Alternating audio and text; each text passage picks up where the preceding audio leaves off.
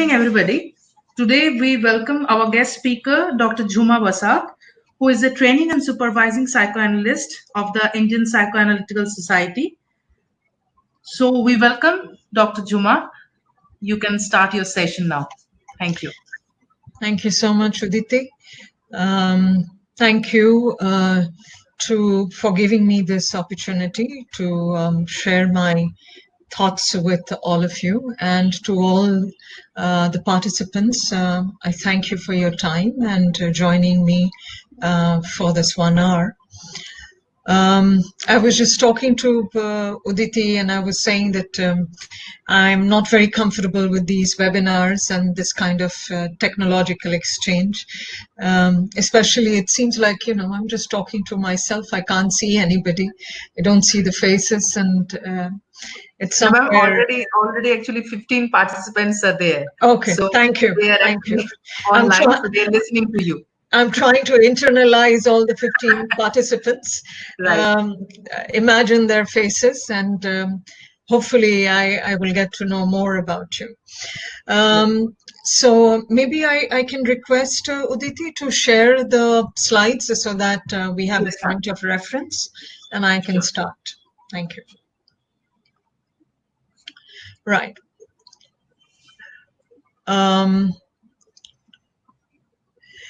So we're beginning with today's topic is the psychological impact of the COVID situation on health professionals. That's the idea of the primary idea of today's sharing. But of course, when I'm talking about health professionals, that's the primary focus. But we'll be also talking about a general impact which is happening, much more in a larger, context. Also, not people who are just directly, let's say, the doctors and part of the healing profession, but who are also the support helps of the healing profession. So I have them in mind as well when we are talking about what kinds of impact the situation is bringing upon us.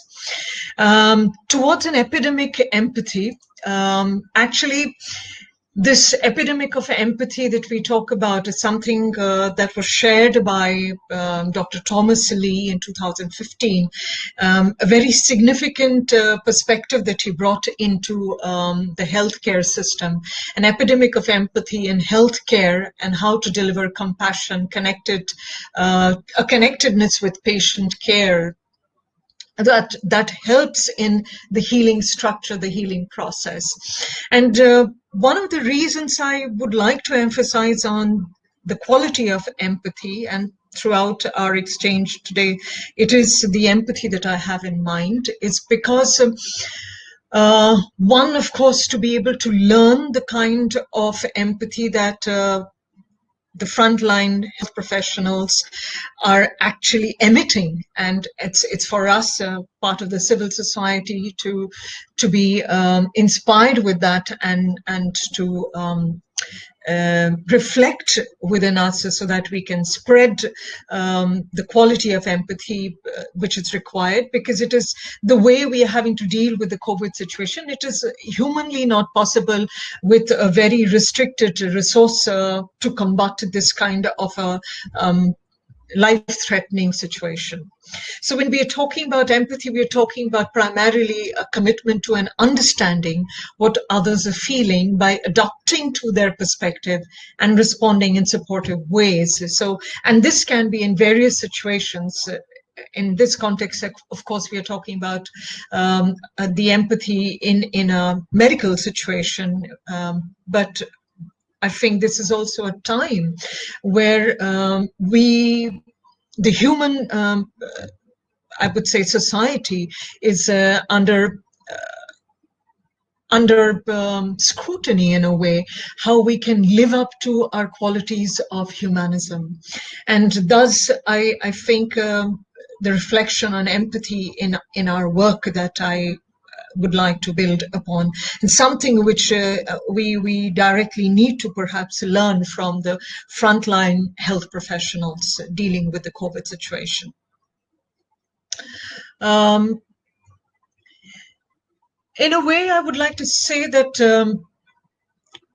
we've heard in the last couple of months many a times people talking about the COVID situation and reflection to war, and how the health professionals are almost like our soldiers and warriors, combating life-threatening situation. I think what is important for, in my perspective at least, is that I don't think war is, I mean, for me, war is definitely, the political aspect of it is on national boundaries, but war primarily, whether if it's between national boundaries or not, it is primarily about human life and death.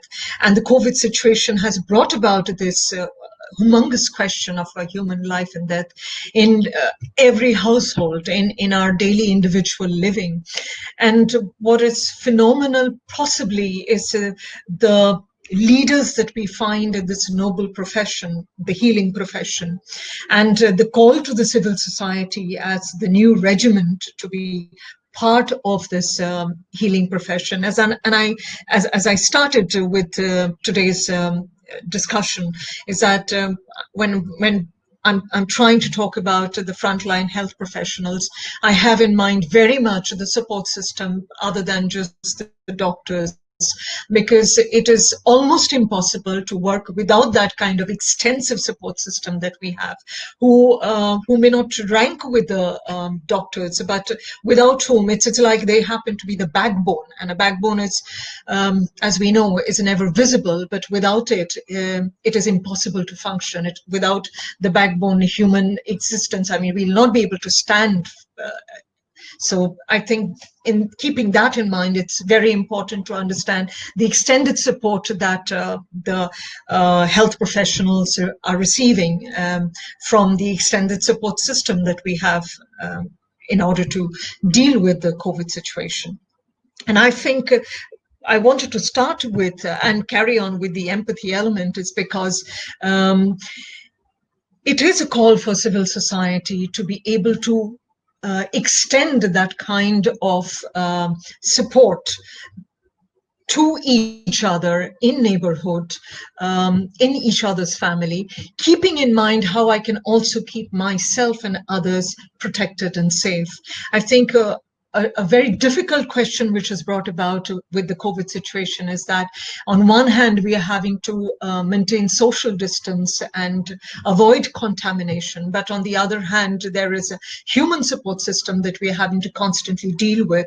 And I think maybe today's discussion will bring about that kind of concern and how we can deal with that. So this is also a time, I think, a very challenging time when we are talking about certain very fundamental and critical aspects which are coming under one roof, which is, of course, science, humanism, and most importantly, ethical business. Ethical business as in related to the medical healing system, the medical healing business. And I think in today's time that we are standing in India, it is extremely important that we all together work towards keeping this in mind, how we may develop the citizens' trust in the healing business of the country. And I think this is the call of the time that all of us need to, especially when we're talking about, I think it's a humongous task on the health professionals who are in the system, working in the hospitals, in clinics, that this is what one is having to take care of and carry, not just taking care of affected patients.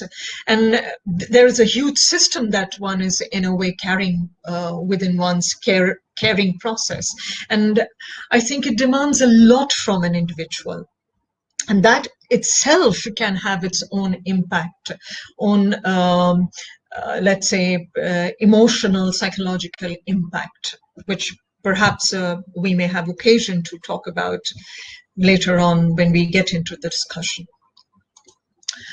At the same time, what I would like to say is that on one hand, of course, we have a huge level of expectation and from the health professionals, and they are under challenge to live up to it. As a matter of fact, one is almost left with nothing but to live up to it at the cost of one's burning out in a way. Because what is important to understand is that none of us actually are gods. We are mere mortals with our life limitation, with our emotional, psychological limitation. We all have our families. We all have our levels of anxiety regarding a certain pandemic, which almost calls for life in that situation. Though, of course, in today's context and compared to the last couple of months, I think it is very important for us to be able to see that one has been successful enough, the health system has been successful enough to provide a lot more of recovery. The recovery percentage has gone up significantly compared to what we started off in March, April, May. And this is a phenomenal development, which also gives us hope. But at the same time, I think what is important for us to understand that how we can create a mutually support system for taking care of this burning out that is absolutely inevitable when one is day in and day out dealing with this kind of a pandemic situation. And one of the things that possibly leaves us, and at this point probably none of the people involved in the frontline health professional combating system, none of them do have the opportunity or the time to be able to even reflect that this constant state of crisis management, what it does, what kind of burnout it may bring about, the kind of trauma one is having to deal with, because one has to constantly stay productive and deal with the situation rather than to be able to deal with what is happening with one's own self.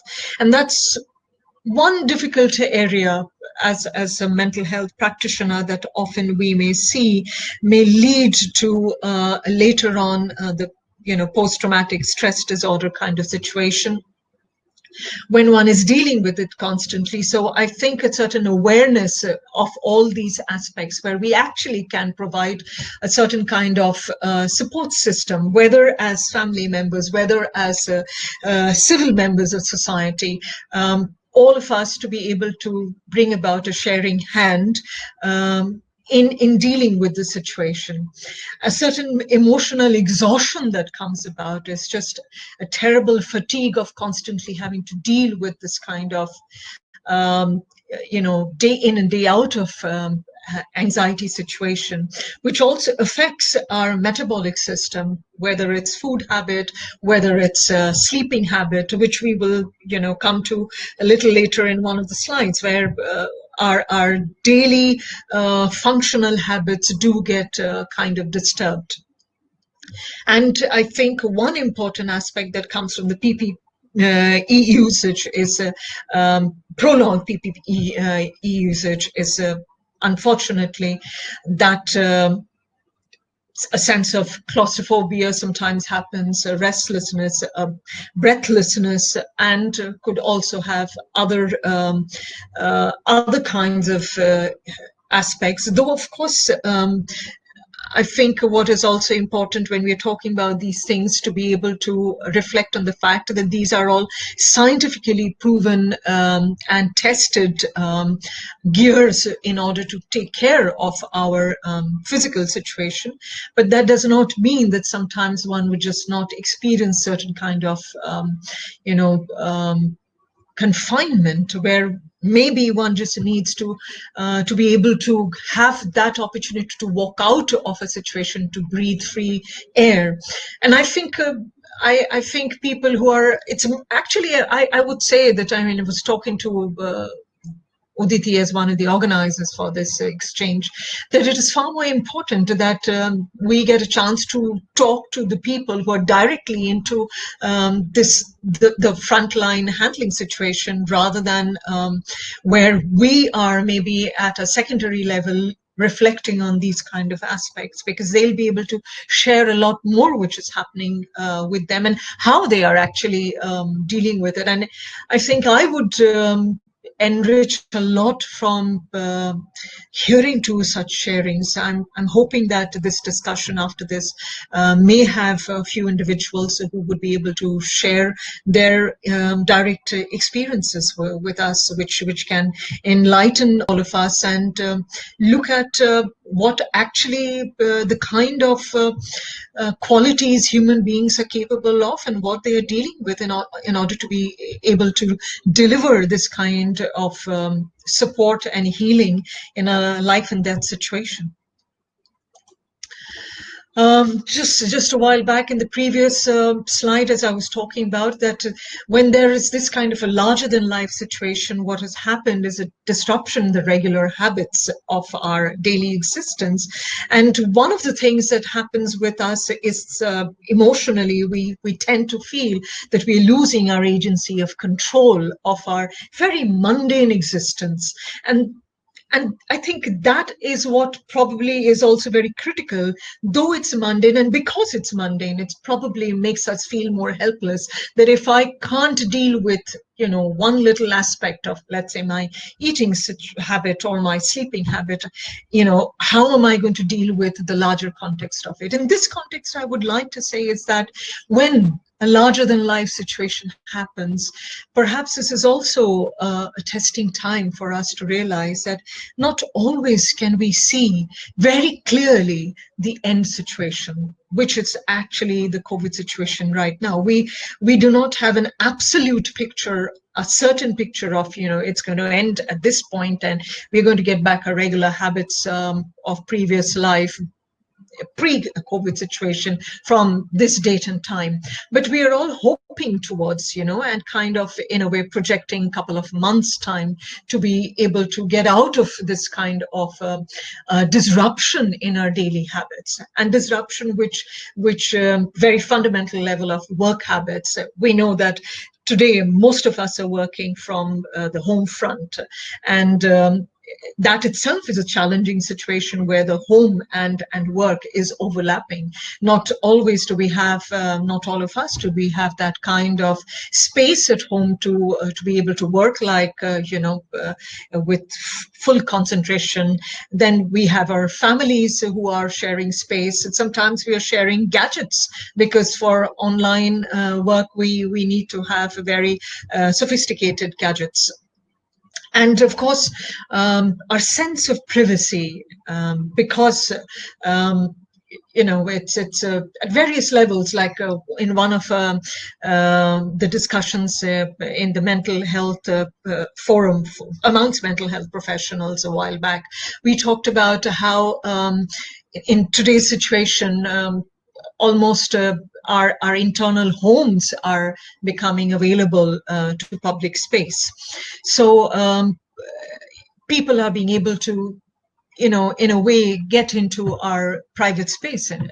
And I think everybody prefers their own privacy in a way, especially home space. And of course, there can be other related aspects. Leisure habits, it's, I think, very important aspects, because a lot of our leisure habits, which were, let's say, outdoors, outside of the home boundaries, are definitely affected at this point. Of course, one can see that the effort is there towards getting back to that kind of outdoor beyond home frontiers leisure habits. One can see that kind of opening up, and one is hoping for that. But it is to a major extent very much affected.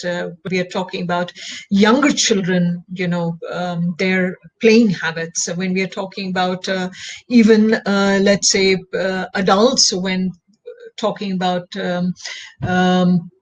going for a film or performance. As a matter of fact, some of my performing arts friends, colleagues, and even my own concern, we often talk about what, how extremely challenging the situation has come about for practitioners of the arts, whether dance, whether theatre.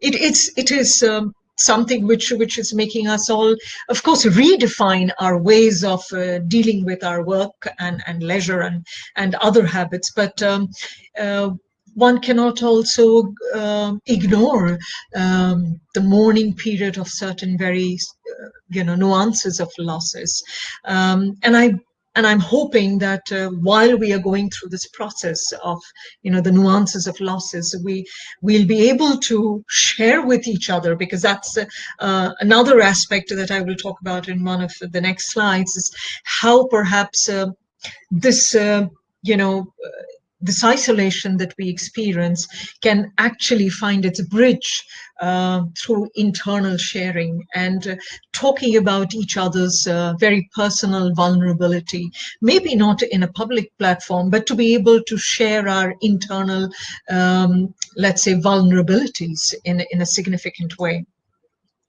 Before we come to that, of course, I think the uncertainty that I just mentioned a while back regarding time, I think little ways of being able to handle time, very little. I'm not talking about having a full control over time management. That may not be possible. As I said, when something larger than life happens, we possibly need to succumb to a many lot of changes which is not within my means.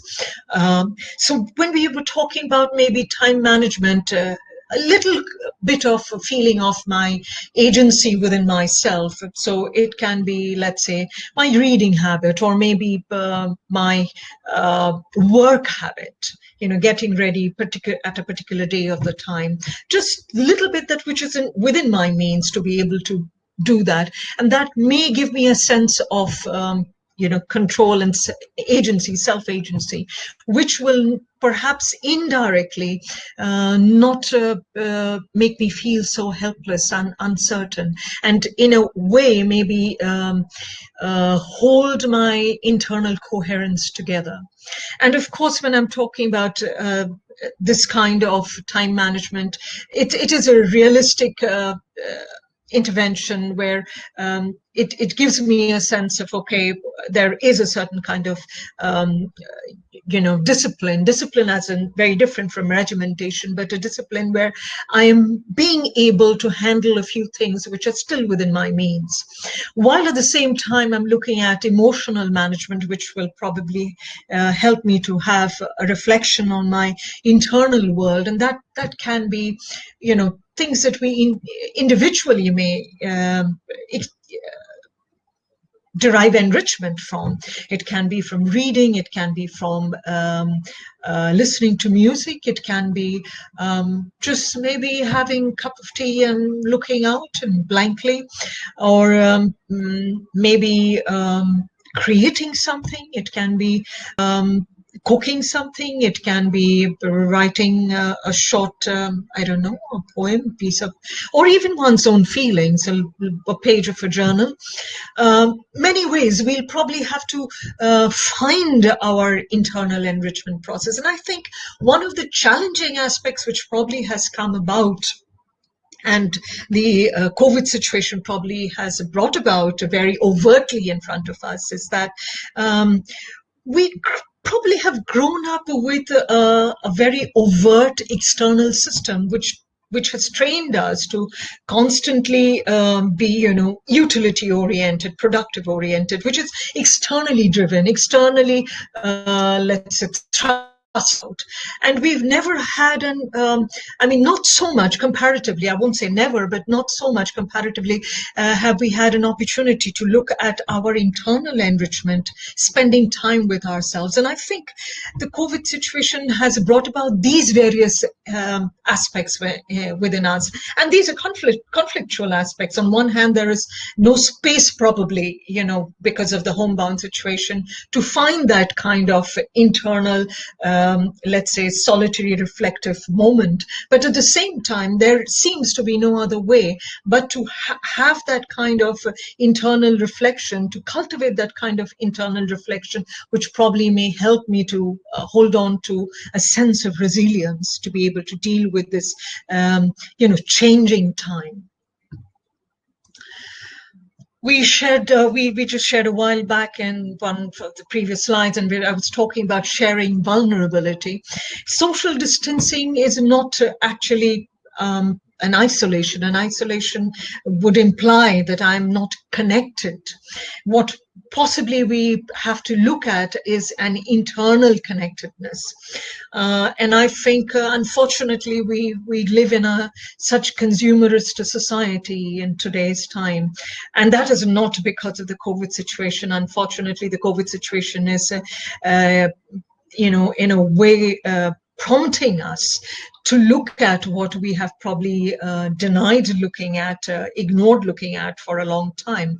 We haven't really looked at our internal connectedness with individuals, with our own selves, and thus have kind of emphasized a lot on external connections, external, which one would not say that it's not important. It is important, but that does not mean that that alone is going to help us to go through testing times of our lives. And I think this situation brings about a very strong awareness of this need for internal sharing. And that's one of the reasons probably mental health is becoming a very, very significant area of work in this period, which is not COVID driven per se, but a situation of crisis, a situation of emergency brings about what probably society was in a way could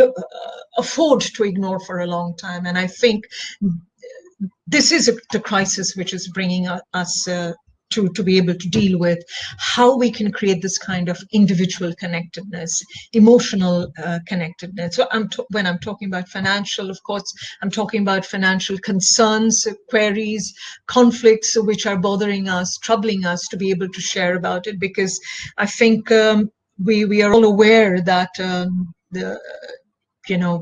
the employment situation, the industry situation is in a very, very critical point at this juncture of time. Professional promises for younger youth, and even for, I think, a lot of professionals, colleagues that I'm, are connected with, we are talking about how it is a very unfortunate situation, people losing their work, their jobs, and companies winding up, situations, positions dissolving. And I think, yes, we may not have the immediate answer to it when a realistic situation creates an impact on me. Unless that realistic situation changes, the impact is going to have its lingering, let's say, nuances left on me, residual impact left on me. But I'll have to work with it, because one has to look at how I am, in a way, handling this interim period to be able to get back and use, maximize whatever is possible to be able to change my situation. And that is what possibly we can do at this point, is to be able to share one's vulnerability and thus not feel completely isolated and sinking, and in a way hold each other through. And I believe, and a whole lot of my colleagues, I'm sure, would also believe that not all of this is possible for the mental health practitioners to deal alone, because we do not have that kind of resources, the demand that it is seeking. We need people to come forth, younger people, older people, people from the civil society, to be able to extend that kind of awareness with each other. Yes, and this is the last slide, and that I come to, and I end with the quality and the plead to the epidemic of empathy, that the role of family, friends, colleagues is also, in a way, to be able to engage ourselves in this life drive force, so that this works, in a way, indirectly, how I can help my let's say, how I can help the frontline health professionals, or even this situation, independently, individually, by cultivating a life drive quality. And this life drive force actually is possibly when we are holding hands and dealing with the challenging situation together, not in an isolated way. It is not possible to come to the life drive force ignoring the unfortunate challenges that the COVID situation has brought about, whether it's anxiety, whether it's death, depression, losses, emotional losses, loved ones, financial losses. I think we'll have to work with all of this to be able to get to the life drive. And this does not mean the life drive will come one fine day knocking on our door, but this process itself is going to bring about hope and faith in us to be able to create the epidemic of empathy, and to know that maybe we are not alone in this testing time, and we are all sailing through this extremely challenging time together. And with that plead to the epidemic of empathy, let's say, the empowerment through empathy, that I would like to conclude my part of the sharing in today's evening, and then maybe we'll have more opportunity of discussion. Thank you to all of you. Thank you, Dr. Jhuma. One Dr. Bhavna Singh asked that, she wrote that I'm an intensivist dealing with critical COVID patients with high viral loads. I'm extremely worried about my aged parents whom I lived with. I tried living separately for a week, went into a very bad depressed mode. I came back home, but I'm still exposing my parents. Ethically, what is right? Stay at home with as much as isolation as possible, or move out to protect them? I must say, ma'am, I have my tremendous limitation compared to what you are actually standing up against. Please accept my humble submission on that. But I'll try to share my concern from where you are, and I don't know if that will give you an answer. I think, ma'am, you're already in an ethical position. You are doing what is ethically right. You have tried. The ethical part is on the intention. You're trying to your utmost to take care of your aging parents, and at the same time to rise up to the occasion to what your profession and your professional ethics demands.